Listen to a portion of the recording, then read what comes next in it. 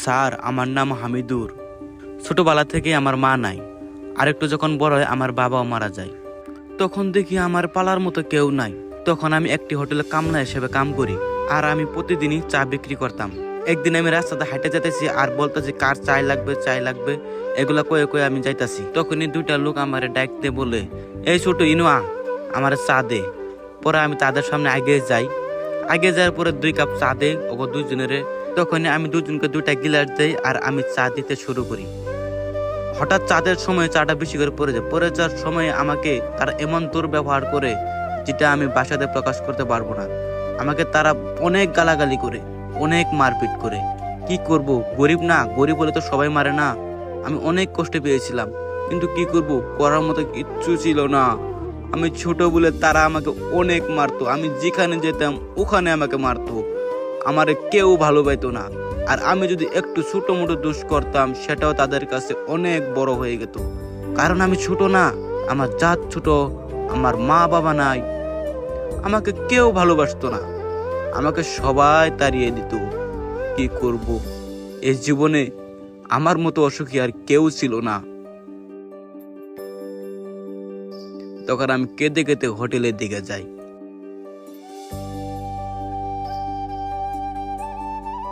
হোটেলে যাওয়ার পরে মালিক আমাকে জিজ্ঞাসা করা ধরলো যে, ছোট, চা বিক্রি করা হয়েছে? তখন আর আমি কি বলবো? যখন আমাকে সাহেব বলে যে চা বিক্রি করেছিস, টাকা দে, আমি কিচ্ছু জবাব দিতে পারিনি। তখন আমাকে সাহেব বলে, তুই এখন থেকে চুরি করা শিখেছিস? আমি বলি, না, আমি চুরি করা শিখিনি। তখন সাহেব আমাকে তাড়িয়ে দেয়। কি করব, এক হোটেলে কাম করতাম, ওখান থেকে আমাকে তাড়িয়ে দিল। আমার থাকার মতো কোনো জায়গায় ছিল না, কি করে খাবো? তখন আমি নদীর কিনারে যাই বসে থাকি। বসে থাকতে থাকতে আমি ভাবি, আমার জীবনটা এমন কেন? তখন একটি লোক আমাকে দেখে বলে যে, ওই ছেলেটা ওখানে বসে আছে কেন?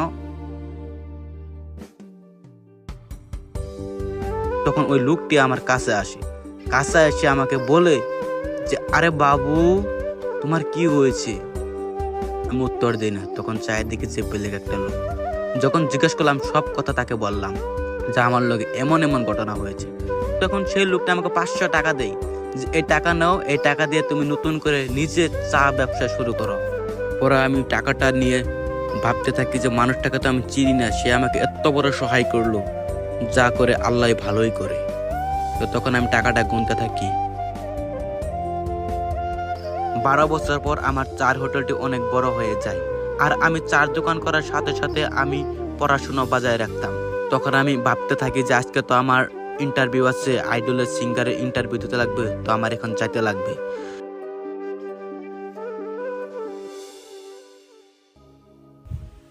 তো আমি ইন্টারভিউ দিতে ভারিয়ে পড়ি। তখন আমি রাস্তাতে হাইটে যাইতে থাকি। তখন আমি রাস্তাতে হাইটে যাইতে থাকি, আমার তো গাড়ি নাই, আমি হাইটে হাইটেই ইন্টারভিউ দিতে গেতাম। আর ওখনই ওই লোক দুটো আমাকে দেখে হাসি ঠাট্টা করতো যে এই শালা বলে সিঙ্গার হইব, সিঙ্গার হওয়ার কোনো যোগ্যতাই নাই, গান গাইতেই পারে না, আবার বলে সিঙ্গার হইব। তখন আমার পিছন থেকে একটু ডাক দেয় বলে যে এদিকে আয়। পরে আমি ওর সামনে যাই। যাওয়ার পরে আমি তাদেরকে বলি, জি সাহেব, আমাকে ডাকছেন? তারা বলে, এই শালা, পড়াশোনা করে কি করবি? তুই তো গান টান কিছু জানোস না, এগুলো করে তোর লাভ আছে? আমরা দেখতো কত সুন্দর সুন্দর পোশাক পরে আছি, তোর কাছে একটা গাড়িও নাই। তারা আমাকে অনেক অনেক বাজে বাজে গাল দিত, কিন্তু সেগুলো আমি সহ্য করে নিতাম। তখন আমি বলি যে জি সাহেব, আমাকে যেতে দিন। তখন তারা বলে যে এখান থেকে এক পা নড়তে পারবি না, আমরা যা বলবো ওটাই তো শুনতে হবে। আমাকে কালার ধরে ওখান থেকে টাইনে আনে, আর কোনো কথা ছাড়াই আমাকে চর মারে। আমি কি বলবো, আমার বলার মতো কিচ্ছু ছিল না, কেননা তারা অনেক ধনী মানুষ, আমি গরিব। তখন তারা বলে যে তোকে এখান থেকে একটা শর্তে যাবার দিব। সেই শর্তটা হলো আমাদের ঠ্যাংটা পরিষ্কার করে দিতে হবে। তখন আমি স্বীকার হই যে সাহেব, আমি ঠ্যাং পরিষ্কার করে দিতে রাজি আছি। তখন কি করব, রুমাল ছিল না, আমি শরীরের কাপড় দিয়ে তাদের ঠ্যাং পরিষ্কার করে দিতে শুরু করি। কারণ আমি তো গরিব না, আমাকে তো সবই ঠাট্টা করতো। তখন পরিষ্কার করে দেওয়া হওয়ার পরে আমি বলি, জি সাহেব, আমি কি এখন যেতে পারি? কিন্তু তারা বলে, হাতে ডেকে এডমিট। অ্যাডমিট দেখে ফকিন্নি বলে আমাকে ডাক দিয়ে কই, শালা এগুলো তুই করতে পারবি, ওখানে আমার অ্যাডমিটটা ছিঁড়ে ফেলে। আমি অনেক কষ্ট পাই, কেন না আমার অ্যাডমিট ছিঁড়ে বলছে, আমি কিভাবে ইন্টারভিউ দিব সেটা ভাবে পাচ্ছি না। আমার অনেক কষ্ট লাগে। তখন বলে যে এখান থেকে যা, এখন যাইতে পারি। আমি অনেক কষ্ট করে এখান থেকে চলে আসি, কারণ আজকে আমি ইন্টারভিউটা দিতে পারবো না, আমার অ্যাডমিটটা ছিঁড়ে ফেলছে। কি করব, গরিব না, গরিবের কেউ নাই। আমাকে অনেক কষ্ট দিত, আমাকে সবাই কষ্ট দিত। তখন আমি কষ্ট সহ্য না করতে পারে আমি উপরে উঠে পড়ি যে এই জীবন রেখে কেউ আমি সুসাইড করতে পরিকল্পনা করি। আমার জীবনে কেউ নাই। তখন কি করব, এগুলো দেখার পরে আমার কোনো কিচ্ছু আর সহ্য হচ্ছে না। আমি বলি যে আমার জীবনে আমার কেউ নাই, আমাকে সবাই ঘৃণা করে, আমাকে সবাই ঘৃণা করে। আমি এই জীবন রাখবো না, আমি মরে যাব। এগুলো ভাবতে থাকি, আমার অনেক কষ্ট লাগে। তখন আমি মরে যাওয়ার জন্য প্ল্যান করি। ওখানে আমাকে একটা ভাই আমাকে বাসা বলে যে তুই কি করতে চাচ্ছিস, বলে যে তুই কি করছিস, তুই পাগল হয়ে গেছিস নাকি? আমি বলি যে এই জীবন রেখে কি হবে, আমাকে তো কেউ পাত্তাই দেয় না, আমাকে তো কেউ দামই দেয় না। আমি গরিব বলে আমি কোথায় সম্মান পাই না, আমাকে সবাই মারে দূরে। আমার এইগুলো কষ্ট কখনো সহ্য হয় না। আমাকে সে বলে, তোর সাথে যা হইতেছে সব ভালোর জন্য হইতেছে, তুই ধৈর্য রাখ, তুই একদিন অনেক বড় মানুষ হবি। তখন আমি তার কথায় রাজি হয়েছে। ঠিক তখন ভাইটা আমাকে বলে যে ওদেরকে দেখিয়ে দে যে গরিবরা কি করতে পারে। পরে আমি বলি যে আমি দেখিয়ে দিতে পারবো। আমি তার কথায় রাজি হই যে আমি পারবো। তখন আমি ছুটে পড়ি শহরের দিকে। শহরে আমি পড়াশোনা করতে বেরিয়ে পড়ি। আমি পড়াশোনা অনেক গান গেতে পারতাম, কিন্তু আমাকে কোনো জায়গাতেই সম্মান পেতাম না। আমি শহরে বেরিয়ে পড়ি পড়াশোনা করার জন্য। আমি রাস্তা হাঁটিয়ে যাই, আমি শহরে কিছু চিনি না, অলিগুলি কিছু চিনি না।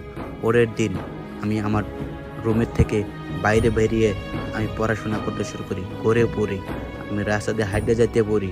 সবসময় আমি অধ্যয়নের মধ্যে থাকতাম। 4 বছর পরে একটা নিউজ হয়, অনেক বড় একটা নিউজ। আমার অনেক ভালো লাগে যে আমি ফার্স্ট একটা গান গেয়েছিলাম, ওই গানটি অনেক ভাইরাল হয়ে যায়, আর সবাই নিউজ মিডিয়া আমাকে নিয়ে নিউজ করতে শুরু করে।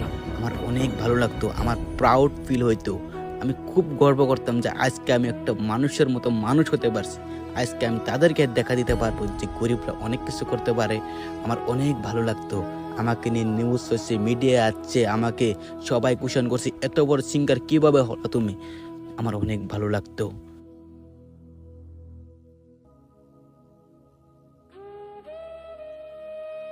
তখন ওই যে আগের লোক দুটো আমাকে দেখে বলে যে আমরা যাকে অপমান করতাম সে তো অনেক বড় মানুষ হয়ে গেছে, তুই কি জানিস না, সে তো অনেক বড় সিঙ্গার হয়ে গেল, তার সাথে আমাদের ফেস টু ফেস দেখা করতে হবে এবং তার সাথে সেলফি নিতে হবে, আমরা স্টেজ প্রোগ্রাম করব, তাকে নিয়ে যাব, আমরা অনেক টাকা ইনকাম করতে পারবো তার দিয়ে।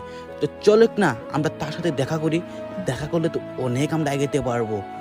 তারা আমার সাথে দেখা করার জন্য রেডি হয়ে যায়, তারা আমার সাথে দেখা করার জন্য বেরিয়ে পড়ে।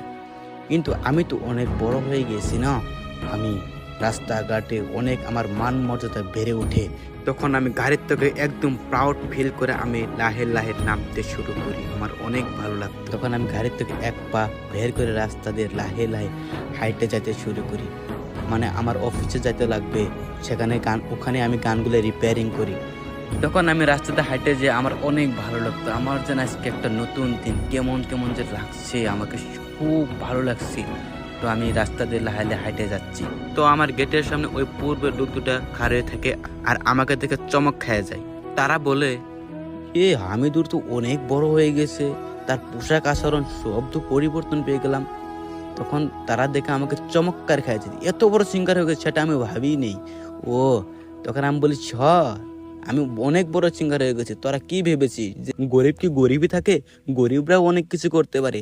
আজকে আমি দেখাই দিয়েছি না, আমার এডমিট ছেড়ে ফেলছিলি, আমাকে কত অপমান করছিলি, আমাকে মারছিলি, ছোটবেলায় 4 কাপ ফেলে দিয়েছিলি, 4 ঢেলে দিয়েছিলি, চর মেরেছিলি, সেগুলো কষ্ট আমি অনেকে সহ্য করতে পারে নাই। তাদেরকে আমি বলি যে গরিবকে গরিব বলে অবহেলা করতে লাগে না, গরিবরাও অনেক কিছু করতে পারে। তোমরা আমাকে গরিব বলে কেন অপমান করেছিলে সেটা তোমরা এখন বোঝো। দেখো না আমি গরিব আছিলাম, এখন কি আমি অনেক বড় মানুষ হয়ে গেছি। তার জন্য বলি গরিবদেরকে অপমান করো না। আজকে এই পোশাকটা কার জন্য পেয়েছি? তোমাদের জন্যই পেয়েছি, তোমরা আমাকে অবহেলা করছিল, তার জন্য আমি দেখিয়ে দিয়েছি। তখন আমি রাগ করে তাদের হাতে চার কাপটা উঠিয়ে দিই যে এখন থেকে তোমরা চা বিক্রি করো। আমাকে চাওয়ালা বলে অপমান করেছিল, এখন তোমরা চা বিক্রি করো। সে কথা বলে আমি ওখান থেকে চলে আসি। আমার সাথে যেগুলো ঘটনা হয়েছে এই ঘটনাগুলো যেন বেলেগের সাথে না হয়, তার জন্য আমি আল্লাহর কাছে দোয়া প্রার্থনা করি। স্যার, এখন আমি একটি গান গাবো, গানটি ভালো লাগলে আপনারা আমাকে আরো উৎসাহ দিবেন। মিউজিক স্টার্ট করেন। ওরে দিনের নবী নিজের মুখে গো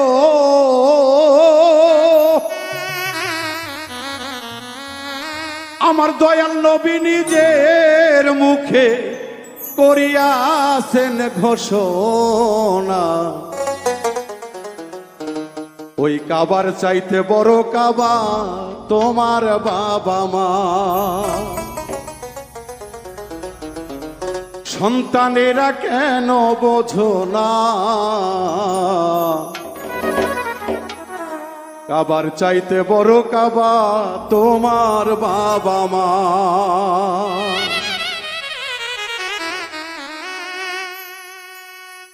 সেদিন দিনের নবী নিজের মুখে গো উম্মত আমার দয়াল নবী নিজের মুখে গো উম্মত করিয়াছেন ঘোষণা, কাবার চাইতে বড় কাবা তোমার বাবা মা, কাবার চাইতে বড় কাবা তোমার বাবা মা।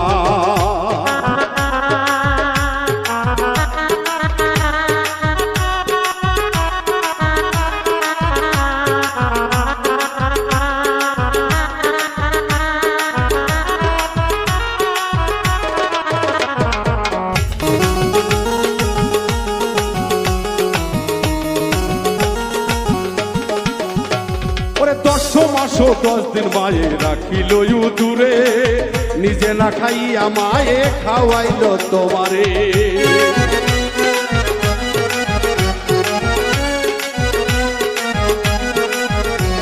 ওরে 10 মাসো 10 দিন মায়ে রাখিল দূরে, নিজে না খাইয়া মায়ে খাওয়াইল তোমারে। ওরে মাতার ঘাম পায়ে পেলে সন্তানের সুখে রাখতে, মাথার ঘাম পায়ে পেলে সন্তানের সুখে রাখতে, স্বার্থ চাইল না যারা। দরদি রে বুঝো না কেন রে ও দয়াল গো, ও আমার দরদের বাবা মা। কাবার চাইতে বড় কাবা তোমার বাবা মা, কাবার চাইতে বড় কাবা তোমার বাবা মা।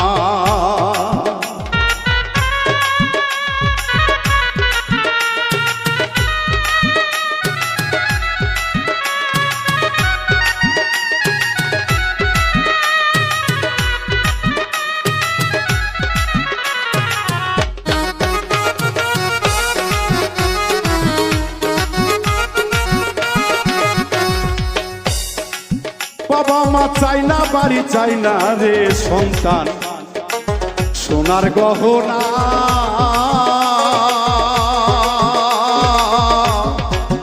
আলিশান চাই না খানা চাই না মণি মুক্তা।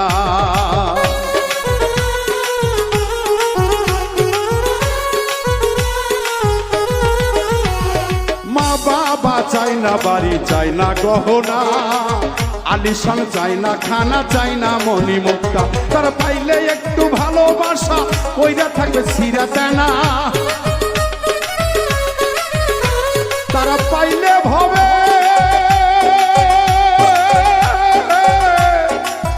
ভালোবাসা রে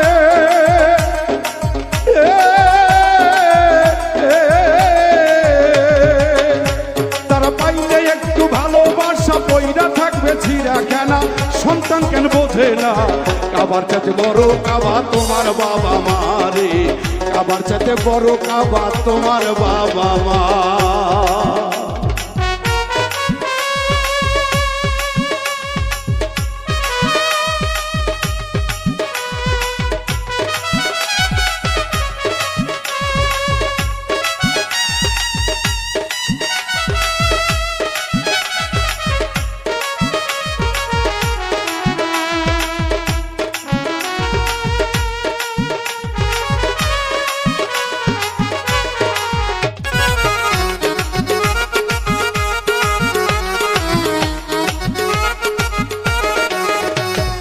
দরদিরা গো, যার বাবা মা বেঁচে আছে তারা হয়তো বুঝতে পারতেছে না যে বাবা মা কি জিনিস। মণিমুক্তা হীরা দানা সোনা গহনা মা বাবা কোনোদিন চায় না, কায় শুধু সন্তানের ভালোবাসা। মাকে যদি মা বলে একবার ডেকে কাছে টেনে নেওয়া যায়, মায়ের দেখবেন কোনো চাহিদা থাকে না। বাবা মাথার ঘাম পায়ে ফেলে সন্তানকে মানুষ করে, বাবার কোনো চাহিদা সন্তানের কাছে থাকে না, থাকে শুধু সন্তানের ভালোবাসা। তাই বাবা মায়ের মনে যদি কষ্ট দিয়ে মক্কায় হজ করিতে যান, কাবা বলবে আগে ফিরে যা, তোর মা বাবার কাছে মাপ নিয়ে আয়, তা না হলে আমি কাবার স্বার্থ নাই তোর হজ কবুল করার। তাই তো আমি গানে বলেছি,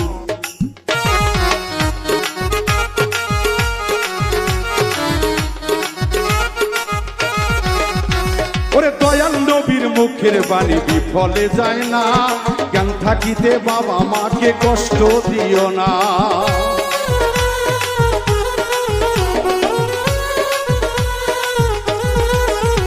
আমার দয়াল নবীর মুখের বাণী বিফলে যায় না, জ্ঞান থাকিতে বাবা মাকে কষ্ট দিও না। ওরে কাবা ঘরের ইমাম হইলে বাউল মিন্টু ভেবে বলে, ওরে কাবা ঘরের ইমাম হইলে বাউল মিন্টু ভেবে বলে, জান্নাত নসিব হবে না। কাবার চাইতে করো কাবা তোমার বাবা মা, কাবার চাইতে বড় কাবা তোমার বাবা মা। আমার দিনের নবী সেই দিনে রে, ওরে দিনের নবী মুখে রে, ওই নিজে করছে ঘোষণা, কাবার চাইতে বড় কাবা তোমার বাবা মা। সন্তান কেন বোঝো না, বাবার চাইতে কাউরো কাবা তোমার বাবা মা, কাবার চাইতে বড় কাবা তোমার বাবা মা, কাবার চাইতে বড় কাবা তোমার বাবা মা, কাবার চাইতে বড় কাবা তোমার বাবা মা।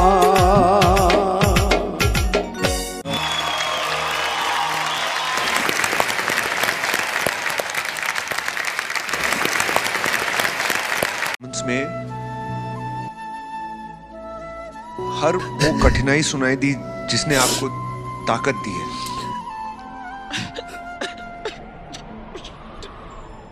आपको देख के मुझे लगता है कि काश मुझ में ऐसी हिम्मत होती।